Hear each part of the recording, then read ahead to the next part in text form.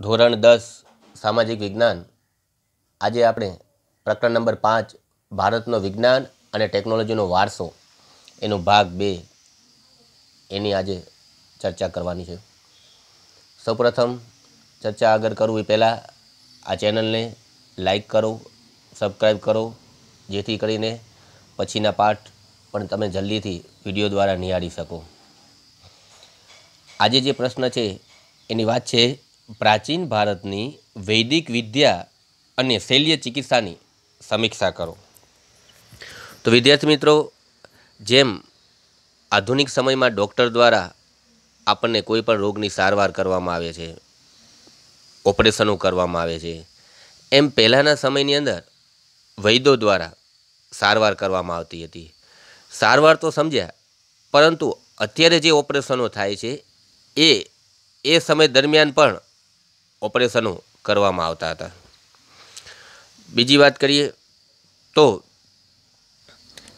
આજે તમે આ પ્રશ્નમાં એ ઓપરેશનો વિશે, એ સારવાર વિશે જ્યારે સાંભળશો તો તમે આશ્ચર્યમાં પડી જશો। પહેલી વાત કરીએ તો ભારતીય વૈદિક શાસ્ત્રના જે પ્રણેતા છે મુખ્ય, ઘણા વેદો થઈ ગયા। એમાં એક તો ચરક, મહર્ષિ સુશ્રુત, વાઘભટ્ટ, આ બધાએ વૈદિક શાસ્ત્રની અંદર અભૂતપૂર્વ સિદ્ધિઓ મેળવી હતી। પ્રશ્નની ચર્ચા કરીએ તો એની ચાવી છે મંભા હજારો વારો। સૌથી સહેલા મુદ્દા જે વાર્તાની સાથે યાદ રહી જાય એ આપણે પસંદ કર્યા છે। મંભા હજારો વારો તો કે મહર્ષિ ચરકે ચરક સંહિતા નામનો ગ્રંથ લખ્યો હતો, જેની અંદર 2000 કરતાં પણ વધારે વનસ્પતિ ઔષધોનું એમણે વર્ણન કર્યું છે। ત્યારબાદ મહર્ષિ સુશ્રુતે સુશ્રુત સંહિતા નામનો ગ્રંથ લખ્યો, જેની અંદર વાટકાપ માટેના ધારદાર સાધનોનું આશરે એમ કે 127 જેટલા ધારદાર સાધનોનું એમણે વર્ણન કર્યું છે। અને કહેવાય છે કે કેટલાક તો એવા ધારદાર હતા કે વાળના ઊભા 2 ભાગ કરી શકે, આટલા ધારદાર હતા। આડા ભાગ તો કરી શકાય, પણ ઊભા ભાગ કરી શકે। બીજું, ભારતીય ઔષધશાસ્ત્ર જે છે એ ખનિજ, વનસ્પતિ અને પ્રાણીજ ઔષધિનો ભંડાર છે, જેની અંદરથી યુરોપિયન વૈદ્યોએ અંદરથી સંખ્યાબંધ ઔષધિઓ લીધી છે આપણા ઔષધશાસ્ત્રમાંથી। એ સમય દરમિયાન વાટકાપ માટેના હથિયારો, ઓપરેશનો માટેના હથિયારો બનાવવાની પણ જાણકારી હતી। એટલું જ નહીં, મીણના પૂતળા ઉપર કે મૃત શરીર ઉપર વિદ્યાર્થીઓને પ્રત્યક્ષ ઓપરેશનની જાણકારી આપવામાં આવતી હતી। આ ઉપરાંત એ સમય દરમિયાન પ્યાલા આકારનો પાટો બાંધી અને રક્ત પરિભ્રમણ અટકાવતા। લોહી નીકળતું હોય તો પ્યાલા આકારનો પાટો, કેમ અત્યારે પટ્ટી બાંધે છે એમ પ્યાલા આકારનો પાટો બાંધી અને લોહીનું પરિભ્રમણ અટકાવતા હતા। પેડું અને મૂત્રાશયના ઓપરેશન કરતા હતા। હરસ, મસા, શરણગાંઠ, મોતયો, આ બધાને એ નાબૂદ કરી શકતા હતા। તૂટી ગયેલા હાડકાને કુશળતાપૂર્વક બેસાડી શકતા હતા। અત્યારે આપણે કંઈ ફ્રેક્ચર થાય તો આપણે હોસ્પિટલમાં પાટો આવે, પ્લાસ્ટર આવે, એ સમય દરમિયાન તૂટી ગયેલા હાડકાને એ કુશળતાપૂર્વક હાથ વડે બેસાડી શકતા હતા। શરીરમાં પ્રવેશી ગયેલા પદાર્થને એ બહાર ખેંચી કાઢતા હતા। એટલું જ નહીં, તૂટી ગયેલા કાન, નાક વગેરેની પ્લાસ્ટિક સર્જરી કરવાની પણ એમની પાસે જાણકારી હતી। તેઓ સ્ત્રીઓ અને બાળકોના રોગોના નિષ્ણાંત હતા। વાઘભટ્ટે અષ્ટાંગ હૃદય નામનો જે ગ્રંથ લખ્યો છે, એની અંદર નિદાનની બાબતમાં આ ગ્રંથે નોંધપાત્ર ફાળો આપ્યો છે। વૈદિક શાસ્ત્રની અંદર તમે જોવા જાઓ તો પ્રાણીઓના રોગો વિશે પણ શાસ્ત્ર વિકસ્યું હતું, જેમ કે હસ્તી આયુર્વેદ છે, પછી સાલ્હોત્રીનું અશ્વશાસ્ત્ર છે, વગેરે ગ્રંથો એ સમય દરમિયાન લખાયા હતા। તો આ પ્રશ્ન મેં તમને ધીમે સ્પીડમાં સમજાવ્યો। હવે આપણે રિવિઝનમાં થોડીક સ્પીડથી લઈએ। મંભા હજારો વાળો તો કે મહર્ષિ ચરક, સુશ્રુત એ સમયના પ્રાચીન વિશ્વસિદ્ધિ હાસિલ કર્યા હોય એવા વૈદ્યો હતા। જેમાં ચરકે ચરક સંહિતા નામનો ગ્રંથ લખ્યો, જેમાં 2000 કરતાં પણ વધારે વનસ્પતિ ઔષધોનું એમણે વર્ણન કર્યું છે. મહર્ષિ સુતુતે સુશ્રુત સંહિતા નામનો ગ્રંથ લખ્યો, જેમાં 127 જેટલા ધારદાર સાધનોનું વર્ણન કર્યું છે. કેટલાક તો એવા ધારદાર હતા કે વાહનના ઊભા 2 ભાગ કરી શકે.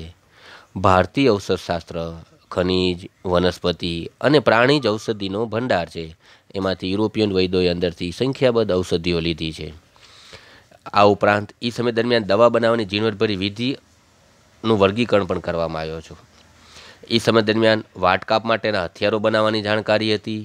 મીનના પુતરા કે મૃત શરીર પર વિદ્યાર્થીને પ્રત્યક્ષ ઓપરેશનની જાણકારી આપવામાં આવતી હતી. ક્યારેક લોહી નીકળે ત્યારે પહેલાં આકારનો પાટો બાંધી અને રક્ત પરિવહન અટકાવતા હતા. પેડું અને મૂત્રાશયના ઓપરેશન કરતા હતા. હરસ, મસા, સણગાંઠ, મોતૈયો વગેરેને નાબૂદ કરી શકતા હતા. તૂટી ગયેલા હાડકાં હોય, નાક હોય વગેરેની તૂટેલા હાડકાને કુશળતાપૂર્વક બેસાડી શકતા હતા. શરીરમાં કોઈ પદાર્થ પ્રવેશી ગયો હોય, ખાઈ ગયા હોય, પી ગયો હોય, એને પણ બહાર ખેંચી કાઢતા હતા. તૂટી ગયેલા કાન અને નાકની પણ પ્લાસ્ટિક સર્જરી કરવાની એમની પાસે આ બધી જાણકારી હતી. એટલું જ નહીં, સ્ત્રીઓ અને બાળકોના રોગોના તો એ નિષ્ણાંત હતા. વાઘભટ્ટે જે અષ્ટાંગ હૃદય નામનો જે ગ્રંથ લખ્યો છે, એની અંદર વૈદિક શાસ્ત્રનો ફેલાવો કર્યો છે. એને સારી એવી સિદ્ધિ એમાં પ્રાપ્ત થઈ છે એ ગ્રંથની. એ સમય દરમિયાન પ્રાણીઓના વિવિધ રોગો વિશે પણ શાસ્ત્ર વિકસ્યું હતું, જેમ કે અશ્વ એટલે કે ઘોડાઓના રોગ વિશે અશ્વશાસ્ત્ર, બરાબર, પછી હસ્તી આયુર્વેદ, એવા બધા ગ્રંથો એ સમય દરમિયાન લખાયા હતા.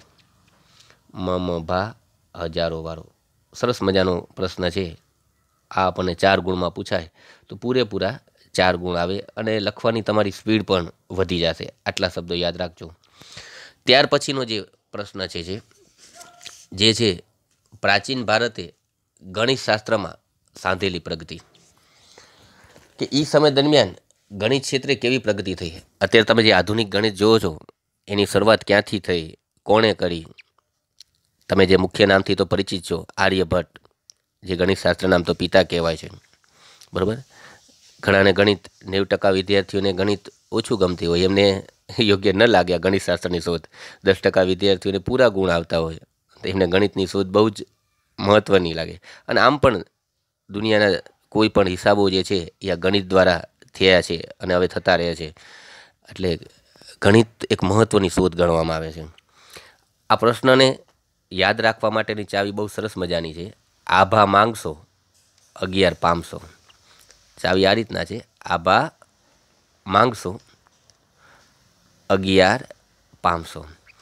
આ તો કે આર્યભટ્ટ જે છે એમણે શૂન્યની સંજ્ઞા, દશાંશ પદ્ધતિની શોધ કરી. એટલું જ નહીં, તેમણે પાઈની કિંમત 3.14 થાય છે એવું એમણે જણાવ્યું. આ ઉપરાંત એમણે પ્રતિપાદન કર્યું કે ગોળાના પરિઘ અને વ્યાસનો ગુણોત્તર દર્શાવતો જે અચલાકાંક છે ને એ પાય છે. આ ઉપરાંત ભારતે વિશ્વને શૂન્યની સંજ્ઞા, દશાંશ પદ્ધતિ, બીજગણિત, રેખાગણિત, વૈદિક ગણિત, બૌદ્ધાયનના પ્રમેય વગેરેની પણ શોધો ભારતને આપી છે. પછી આર્યભટ્ટ છે એ ગણિત શાસ્ત્રના પિતા કહેવામાં આવે છે. તેમણે ગ્રંથની અંદર જોવા જાવ તો પહેલાં 10 ગીતિકા અને આર્ય સિદ્ધાંત નામના તો ગ્રંથ એમણે લખ્યા. આ ઉપરાંત એમણે સરવાળા, બાદબાકી, ભાગાકાર, વર્ગ, વર્ગમૂળ, ઘનમૂળ, ત્રિકોણમિતિ વગેરેની પદ્ધતિ વિશે એમણે માહિતી આપી છે. ત્યાર પછી મેં હમણાં વાત કરી, એમણે આર્ય સિદ્ધાંત અને 10 ગીતિકા નામના ગ્રંથ લખ્યા છે. આ ઉપરાંત બીજગણિત અને રેખાગણિતના મૂળભૂત પ્રશ્નોનો ઉકેલ પણ એમણે શોધ્યો છે. એ સમય દરમિયાન ગુસ્તમંદ નામના જે ઋષિ થઈ ગયા ને, વિદ્યાર્થી મિત્રો તમને ખ્યાલ આવશે વધારે આમાં, કે એમણે એકની પાછળ શૂન્ય લગાવી લખવાની પ્રક્રિયાની શોધ કરી. અત્યારે જે તમે એકની પાછળ જે શૂન્ય લગાવી લખવાની જે શોધ કરી એ ગુસ્તમંદ નામના ઋષિએ કરી હતી. આ ઉપરાંત જે પ્રાચીન ગણિતશાસ્ત્રીઓ છે એમને એકની પાછળ 53 શૂન્ય મૂકવાથી જે બનતા નામો છે એ નક્કી કર્યા. જેમ કે આપણે એકની પાછળ શૂન્ય લાગે એટલે 10 બને, પછી 2 એટલે 100, 3 એટલે 1000. આમ એકની પાછળ 53 શૂન્ય લાગવાથી જે બધા નામો છે એ નામ નક્કી કર્યા પ્રાચીન ગણિતશાસ્ત્રીઓએ. 1150ની અંદર ભાસ્કરાચાર્ય નામના ગણિત શાસ્ત્રી થઈ ગયા. તેમણે લીલાવતી ગણિત નામનો ગ્રંથ લખ્યો હતો. તેમણે અંકગણિત, બીજગણિત, ખગોળશાસ્ત્ર વગેરે ઉપર પણ એમણે ગ્રંથ લખ્યા છે, મેઇન ભાસ્કરાચાર્ય. આ ઉપરાંત એમણે સરવાળા અને બાદબાકીની પણ શોધ કરી હતી. ત્યાર પછી પ્રાચીન ગણિત શાસ્ત્રની વાત કરીએ તો બૌદ્ધાયન અને કાત્યાયન નામના જે ગણિત શાસ્ત્રી થઈ ગયા હતા, એમણે ગણિતના વિવિધ પાસા વિશે ચર્ચા કરી છે. એ સમય દરમિયાન મોહેંજો-દડો અને હડપ્પાના જે અવશેષો મળ્યા હતા, એમાં જે તોલમાં માપવા માટેના જે સાધનો મળ્યા હતા, એની અંદર દશાંશ પદ્ધતિનો ઉપયોગ થયો છે. આવું મેઘાતિથિ નામના ગણિત શાસ્ત્રીએ કહ્યું. મોહેંજો-દડો અને હડપ્પા સંસ્કૃતિના જે અવશેષો મળ્યા, પ્રાચીન અવશેષો, એની અંદર એ લોકો એમ કીધું કે એમાં દશાંશ પદ્ધતિનો ઉપયોગ થયો છે. અને આવું મેઘાતિથિ નામના ગણિત શાસ્ત્રીએ કહ્યું હતું. આ ઉપરાંત બ્રહ્મગુપ્તે સમીકરણના પ્રકારોની શોધ કરી. તો આ પ્રશ્નમાં રિવિઝનની રહીએ, ચાવી યાદ રાખજો, જેથી કરીને તમારે વિચારવું ન પડે અને ઝડપીથી તમે જવાબ લખી શકો. આભા માંગશો 11 પામશો, આટલા શબ્દ યાદ આવશે એટલે તમે ગણિતશાસ્ત્રની ટૂંક નોંધમાં તમારે વાંચવાની અને લખવાની સ્પીડ વધશે. જેમ કે આર્યભટ્ટે શૂન્યની સંજ્ઞા, દશાંશ પદ્ધતિની શોધ કરી. તેમણે પાયની કિંમત 3.14 છે એવું જણાવ્યું. ગોરાનો અચલાક્યાગ્ર વ્યાસનો ગુણોત્તર દર્શાવતો આંક પાય છે એમ કહ્યું. આ ઉપરાંત ભારતે બીજગણિત, રેખાગણિત, વૈદિક ગણિત, બૌદ્ધાયનના પ્રમેય વગેરેની પણ શોધ આપી છે. આર્યભટ્ટ એમ નામનો ગ્રંથ લખ્યો છે. તેમને ગણિતશાસ્ત્રના પિતા કહેવાય. તેમને ભાગાકાર, ગુણાકાર, સરવાળા, બાદબાકી, ઘનમૂળ, વર્ગ, વર્ગમૂળ, ત્રિકોણમિતિના ગુણોત્તરના કોઠા વગેરે વિશે એમણે માહિતી આપી છે. આ ઉપરાંત 10 ગીતિકા અને આર્ય સિદ્ધાંત નામના એમણે ગ્રંથો લખ્યા છે. અને રેખાગણિત અને બીજગણિતના પ્રશ્નોને ઉકેલની પણ એમણે શોધ કરી. એ સમય દરમિયાન ગુસ્મન નામના જે ઋષિ થઈ ગયા, તેમણે એકની પાછળ શૂન્ય લગાવી લખવાની પ્રક્રિયાની શોધ કરી હતી. આ ઉપરાંત પ્રાચીન ગણિતશાસ્ત્રીઓએ એકની પાછળ 53 શૂન્ય લગાવી જે બનતા નામો છે એની શોધ કરી છે. 1150માં ભાસ્કરાચાર્ય નામના ગણિતશાસ્ત્રી જે થઈ ગયા, તેમણે લીલાવતી ગણિત નામનો ગ્રંથ લખ્યો હતો.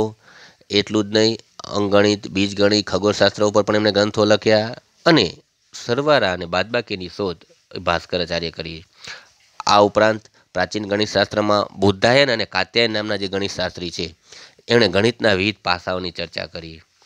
મોહેંજો-દડોની અંદરથી હડપ્પીય સંસ્કૃતિના, સિંધુ-ખીણની સંસ્કૃતિના જે અવશેષો મળ્યા હતા, જેમાં તોલવા માપવા માટેના જે સાધનો મળ્યા, એની અંદર તોલવા માપવા માટેના સાધનની અંદર દશાંશ પદ્ધતિનો ઉપયોગ થયો છે એમ એમણે કહ્યું હતું. આ મેઘાતિથિ નામના ગણિતશાસ્ત્રીએ કહ્યું હતું. આ ઉપરાંત બ્રહ્મગુપ્તે સમીકરણના પ્રકારોની શોધ કરી. તો આ પ્રશ્ન હતો, પ્રાચીન ભારતે ગણિતશાસ્ત્રમાં સાધેલી પ્રગતિ. આભા માંગશો 11 પામશો. ત્યાર પછીનો જે પ્રશ્ન જે છે એ પ્રાચીન ભારતે વાસ્તુશાસ્ત્રમાં સાધેલી પ્રગતિ. બરાબર. આ પ્રશ્ન પણ પરીક્ષાની દ્રષ્ટિએ અગત્યનો, કારણ કે જે પહેલા 5 છે એમાંનો આ એક છે કે પ્રાચીન ભારતે વાસ્તુશાસ્ત્રમાં શું પ્રગતિ સાધી. તો પ્રાચીન ભારતના જે વાસ્તુશાસ્ત્ર જે છે, આમ જોવા જાઓ તો એ જ્યોતિષશાસ્ત્રનું છે ને એ અવિભાજ્ય અંગ ગણવામાં આવે છે. એ સમય દરમિયાન બનો વર્ગ વનો વર્ગ એટલે કે બ્રહ્મા અને બૃહસ્પતિ, વનો વર્ગ એટલે વશિષ્ઠ અને વિશ્વકર્મા, નારદ, આ બધા જે છે એ વાસ્તુશાસ્ત્રના પ્રણેતા કહેવામાં આવે છે. આ બધાએ વાસ્તુશાસ્ત્ર વિશે ચર્ચા કરીએ છીએ, જેની અંદર રહેઠાણની જગ્યા હોય, મંદિર હોય, મહેલ, અશ્વશાળા, દુકાનો, શસ્ત્રાગાર વગેરે રચના કેવી રીતે કરવી અને કઈ દિશામાં કરવી એના સિદ્ધાંત વિશે માહિતી આપી છે, અથવા એના સિદ્ધાંત આપવામાં આવ્યા છે. આટલું જ નહીં, આ ઉપરાંત ઘરનો આકાર, ઘરની રચના, ગોઠવણી, ભોજન કક્ષ, દૈનિક કાર્ય માટેના સ્થાનો, બ્રહ્મકક્ષ વગેરે વિશે પણ વાસ્તુશાસ્ત્રમાં માહિતી આપવામાં આવી છે. એમાંય ખાસ કરીને 15મી સદીમાં મેવાડના રાજા થઈ ગયા રાણા કુંભા, એમણે જૂના વાસ્તુશાસ્ત્રમાં ફેરફાર કરી અને નવા વાસ્તુશાસ્ત્રની રચના કરી હતી. આજના જે વિકસિત દેશો જે છે ને એણે પણ આ વાસ્તુશાસ્ત્રને સ્વીકાર્યું છે, અપનાવ્યું છે. એમાં જે બિહારમાં જે સારનાથ ખાતે 128 ફૂટ ઊંચો સ્તંભ છે, જે પ્રાચીન વાસ્તુકળાનો ઉત્તમ નમૂનો ગણવામાં આવે છે. અને વિશ્વકર્મા જે ભારતની પૌરાણિક માન્યતા મુજબ જે દેવોના પ્રથમ સ્થપતિ માનવામાં આવે છે, એમને તો વાસ્તુશાસ્ત્રને 8 ભાગમાં વહેંચ્યું છે. આની ચાવી છે પસી મારા બીવી. પસી મારા બીવી. રિવિઝનમાં લઈ લઈએ. પ્રાચીન ભારતના વાસ્તુશાસ્ત્ર વિશે માહિતી આપો. તો કે બ્રહ્મા, બૃહસ્પતિ, વશિષ્ઠ, વિશ્વકર્મા, નારદ વગેરે વાસ્તુશાસ્ત્રના પ્રણેતા કહેવામાં આવે છે. તેમણે રહેઠાણની જગ્યા, મંદિર, મહેલ, અશ્વસારા, શસ્ત્રાગાર વગેરે રચના કેવી રીતે કરવી અને કઈ દિશામાં કરવી એના સિદ્ધાંતનો એમણે આપ્યા છે. આ ઉપરાંત ઘરનો આકાર, ઘરની રચના, ગોઠવણી, ભોજન કક્ષ, દૈનિક કાર્ય માટેના સ્થાનો વગેરે વિશે પણ વાસ્તુશાસ્ત્રમાં માહિતી આપવામાં આવી છે. 15મી સદીમાં રાણા કુંભાએ જૂના વાસ્તુશાસ્ત્રમાં ફેરફાર કરી અને નવા વાસ્તુશાસ્ત્રની રચના કરી. આજના વિકસિત દેશોએ પણ વાસ્તુશાસ્ત્રના મહત્ત્વને સ્વીકાર્યું છે.